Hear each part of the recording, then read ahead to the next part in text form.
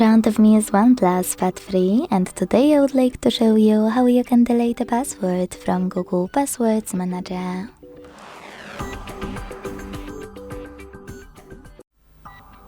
Begin by opening Settings and scrolling all the way down. Now hit Security and Privacy. Scroll all the way down to hit More Security and Privacy section over here. And then access out of your service from Google.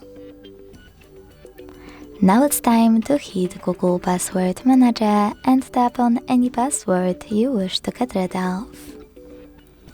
Enter your screen lock. Hit the Delete button and tap on Delete in the pop-up to confirm your choice. So when I do that, as you can see, my password was successfully deleted. Thanks so much for watching. If you enjoyed this video, leave a like, comment and subscribe.